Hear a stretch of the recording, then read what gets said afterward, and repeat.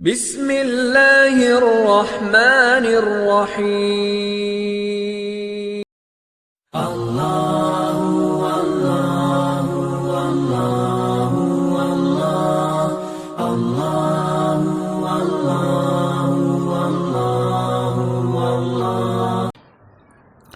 السلام علیکم ورحمۃ اللہ وبرکاتہ۔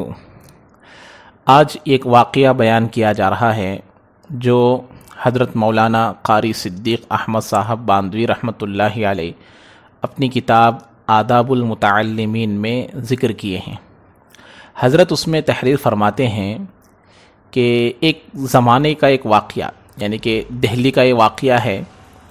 دہلی سے ایک مالدار لڑکی اپنے رشتہ دار احباب کو ملنے کے لیے جا رہی تھی، تو جب اس کو ملاقات کے لیے جانے کا وقت آیا تو جب وہ نکلی تو وہاں پہنچی۔ جیسے ہی وہاں پہنچنا ہوا تو وہاں فساد ہو رہا تھا، لڑائیاں جھگڑے ہو رہے تھے۔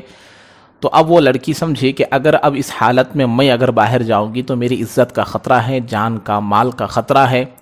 تو وہاں پاس کی مسجد میں تشریف لے گئی۔ وہاں پر مسجد کے علاوہ اس کو کوئی پناہ کی جگہ نظر نہیں آئی کہ میں دوسرے جگہ جاؤں گی تو میری جان مال اور میری عزت کا خطرہ ہے، یہ سوچ کر وہ ایک مسجد میں چلے گئی۔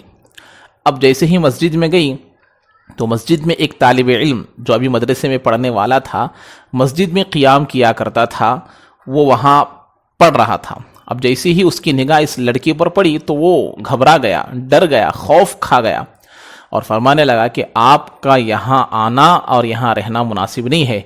کوئی دوسرے مجھے آپ کے ساتھ دیکھ لیں گے تو بڑی پریشانی ہو جائے گی اور تکالیف کا اور پریشانیوں کا سامنا کرنا پڑے گا، اس لیے آپ کا یہاں رہنا مناسب نہیں ہے، آپ یہاں سے چلے جائیے۔ اب وہ لڑکی کہنے لگی کہ بھائی اصل میں دیکھو باہر فساد ہو رہا ہے، لڑائی جھگڑے ہو رہے ہیں، اگر میں اب وہاں جاؤں گی تو میری جان کا مال کا اور میری عزت کا خطرہ ہے۔ تو اب وہ لڑکا اس بات کو سن کر خاموش ہو گیا اور کہا کہ تم اس کونے میں جا کر بیٹھ جاؤ۔ اب وہ لڑکی اس کی بات کو سن کر وہاں جا کر بیٹھ گئی۔ اب یہ جو لڑکا تھا یہ اپنے مسجد کے محراب میں ایک طرف کنارے پر ہو کر پڑھنے کے لیے بیٹھ گیا۔ جو بتی لگی ہوئی تھی وہ بتی میں وہ لڑکا بار بار اپنے انگلیوں کو رکھ رہا تھا، ایک کے بعد دوسری، دوسری کے بعد تیسری، تیسری کے بعد چوتھی، اس طریقے سے انگلی اس بتی میں رکھ رہا تھا بار بار۔ اب یہ لڑکی اس ماجرے کو دیکھ رہی تھی۔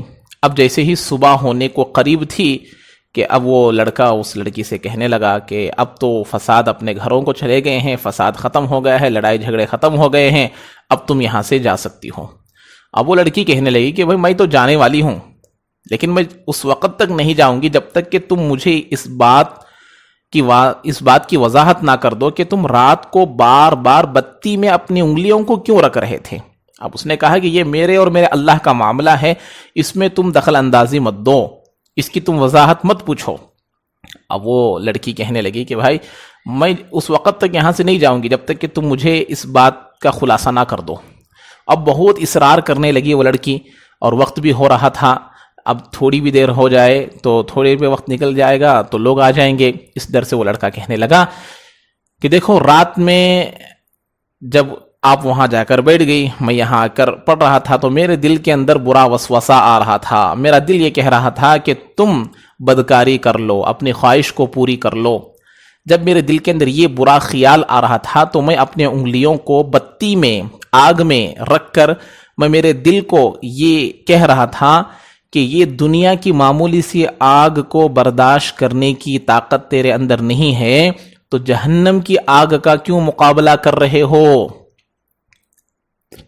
یعنی بدکاری کے نتیجے میں تمہیں جہنم ملے گی اور جہنم کی آگ کا مقابلہ تم نہیں کر سکتے۔ تو اس طریقے سے میں اپنے دل کو بچا رہا تھا، اپنی خواہش کو روک رہا تھا۔ اب وہ لڑکی اس بات کو سن کر واپس چلے گئی۔ اب جب واپس چلے گئی تو وہ لڑکی بڑے مالدار گھرانے کی لڑکی تھی اور اس کا رشتہ کسی مالدار گھرانے میں طے ہونے والا تھا۔ تو جب جیسے ہی اس کا رشتہ طے ہونے کو جا رہا تھا تو یہ لڑکی کہنے لگی کہ مجھے یہ رشتہ پسند نہیں ہے، میں اگر نکاح کروں گی تو میں فلاں طالب علم سے ہی نکاح کروں گی جو کہ فلاں مسجد میں رہتا ہے۔ اب سب لوگ بہت سمجھانے لگے، ان کے جو رشتہ دار تھے، اس لڑکی کے رشتہ دار تھے اور ماں باپ سب سمجھانے لگے کہ تم بڑے گھرانے کی لڑکی ہو، تمہارے ماں باپ بڑے مالدار ہے، تم جا کر اس طالب علم سے نکاح کرو گی تو تمہارا کیا بنے گا؟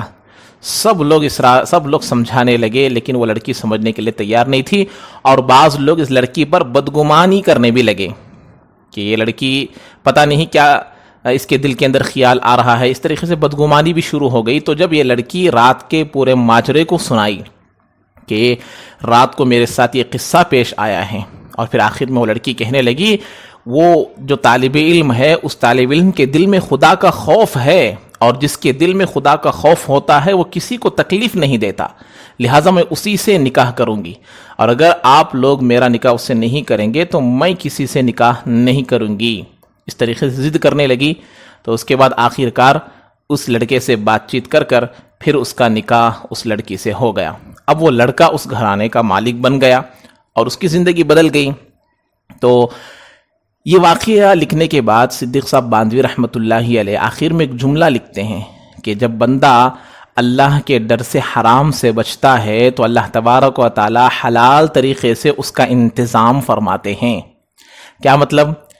کہ اب یہ بندہ، یہ جو لڑکا تھا، اللہ کے ڈر سے اس سے بچ گیا، اللہ کے ڈر سے، اللہ کے خوف سے، اللہ کی محبت میں، جہنم کے خوف سے، جنت کی محبت میں۔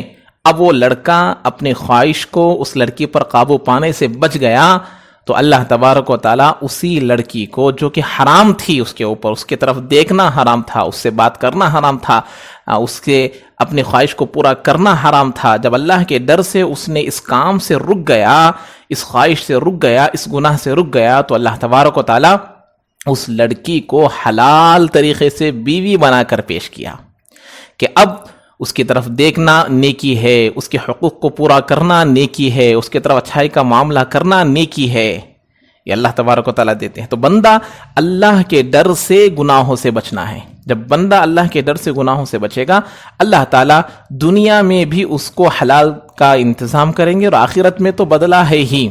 تو اللہ سے ڈرتے ہوئے اپنے کو تقوی، اپنے اندر تقوی پیدا کرنا، متقی بننا، پرہیزگار بننا چاہیے۔ دیکھیے، ہمیشہ میں کہتا رہتا ہوں کہ بندے کا گناہوں کی طاقت نہ ہو، اب گناہوں سے بچ رہا ہے، تو یہ تقوی کا اعلیٰ درجہ نہیں ہے، یہ بھی تقوی ہے لیکن تقوی کا اعلیٰ درجہ نہیں ہے۔